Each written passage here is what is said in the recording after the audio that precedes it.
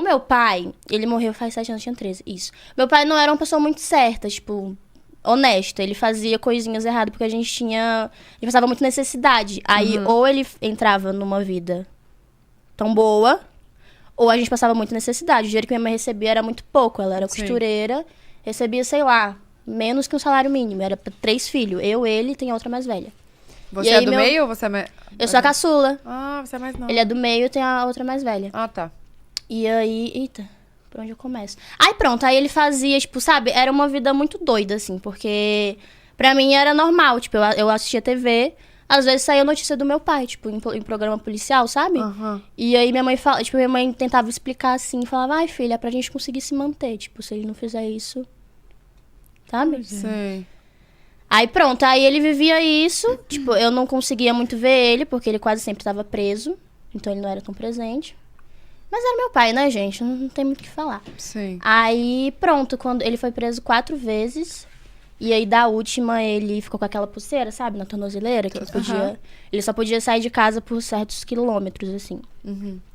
E aí, enfim, ele meio que parou com isso, ele falou que não ia mais, que não dava mais certo, que era muito sofrimento. Nossa, era tanta coisa que rolava. E aí, pronto. Só que aí, quando você entra nessa vida, meio que não tem muito como sair, né? E aí ele devia uns negócios, ele não tava 100% direito. E aí vieram cobrar. Mataram ele na porta da minha casa, em Fortaleza. Você tá brincando. E você tava em casa? Vocês estavam em casa? Eu tava Nossa, eu tava na sala de casa, Ai. assistindo Malhação. Lara. Ai, É por isso que eu não sabia se eu falava ou não. Fofa, meu Deus. Ai, meus sentimentos. Você não tem muito o que falar, né? É É delicado. difícil, é. Mas pai é pai. Pai é pai. Mãe é mãe, isso mesmo. E ele tava ali para um bem, né? Sim. Véi, era muito doido, porque, tipo assim, a gente queria que ele saísse disso, eu queria ter uma Sim. família normal, que trabalhasse normal, mas não dava, porque senão a gente ia passar muita fome, sabe? Sim. E vocês moravam na periferia? É, mais ou menos, né, Lincoln? Era na periferia, no Genibaú. Eu até contei essa história meio mal contada, assim, essa história. Eu nunca contei isso em lugar nenhum do meu pai. Caraca. E aí eu contei só sobre a minha cidade numa entrevista que eu dei pra TV. E aí eu contei, porque eu tava com medo de contar sobre meu pai. E aí eu falei, que eu fiquei com trauma de tiro, porque ele morreu com 4 tiros na cabeça. Nossa. E aí eu contei que eu saía de casa. Isso durante uns 5 meses, assim. Eu tinha 13 anos. Aí eu fiquei meio doidinha na minha cabeça, eu toda a minha família, durante uns meses.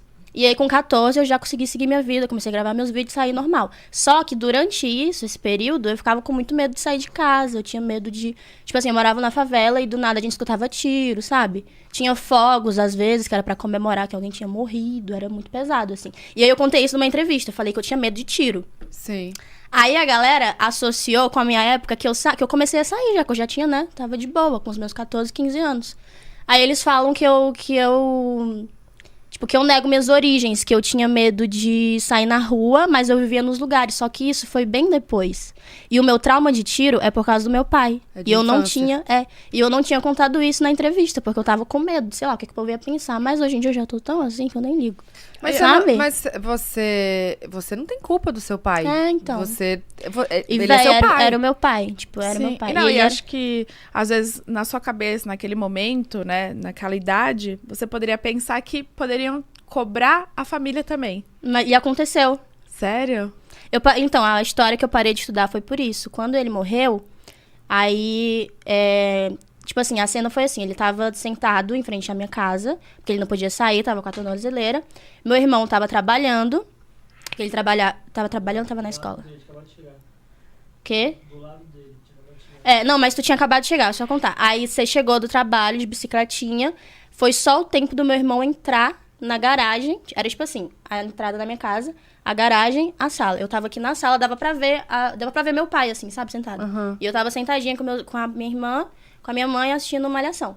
Específica. Aí meu irmão só entrou, colocou a bicicleta pra dentro, tirou o boné e ia sentar com ele, porque toda vez que ele chegava do trabalho, ele sentava com ele lá na porta da casa.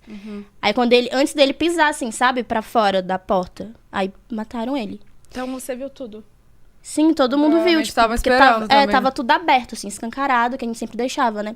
E aí, tipo, eu só vi uns tiros. Aí, pra mim, já era normal escutar, né? Porque eu sempre tinha. Quando eu olhei, era meu pai. Falei, bacana. E a Aí sua a minha mãe? mãe falou pra gente só ir pro quintal. Que a gente tinha esse costume, tipo, sei lá, tinha várias vezes que polícia chegava na porta da nossa casa pra, sabe, procurar meu pai e tal. E a gente corria pro quintal. Aí foi a mesma coisa. A gente achava que era, sei lá, polícia, alguma coisa. Mas era alguma coisa que ele devia, que a gente não sabe até hoje. E aí esse cara, ele não tá mais vivo hoje, né? Não tá. Porque ele foi um pesadelo. Depois disso, ele viu que meu irmão tava lá com meu pai. Ele começou a achar que meu irmão também era. Só que meu irmão não matou nem a moça. Ele tinha acabado de chegar do trabalho dele. Bonitinho, fofinho. A gente ficou com muito medo nesse período. Tipo assim, ele saía pra trabalhar e esse cara morava lá pelas redondezas. E seu irmão trabalhava com o quê? Ele trabalhava numa oficina estofado, fazendo pezinho de sofá, sabe? Alumínio. Pois é. E aí ele continuou nesse trabalho. Eu continuava estudando normal, só que o cara morava nas redondezas. E aí, às vezes, ele, sei lá, seguia meu irmão no trabalho. Meu Deus. Juro por Deus, nossa, a gente passava muito nervoso. Teve uma época que foi tão pesado que aí eu parei de estudar, porque minha mãe falou, não dá mais, eu não tenho mais pais.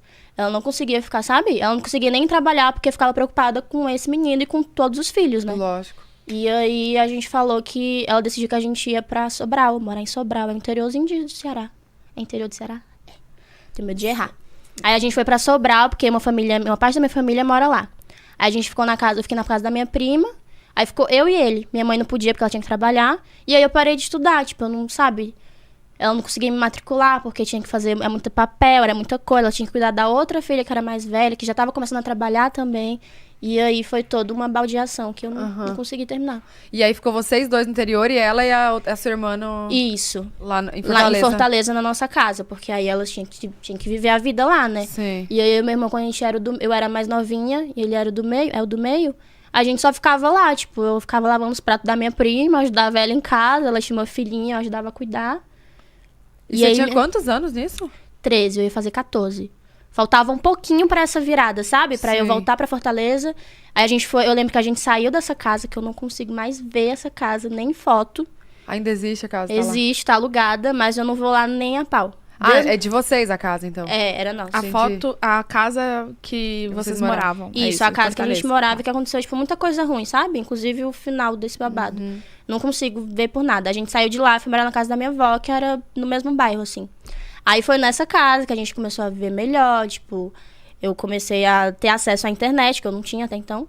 Comecei a ver vídeo no YouTube, comecei a ver o Daniel Savoia, Fit Dance, comecei a dançar, Isso postei meus explica vídeos. tudo ali. E bum. E você gravava como? Com o seu celular? Eu tinha um celularzinho, um LGzinho, falei marca.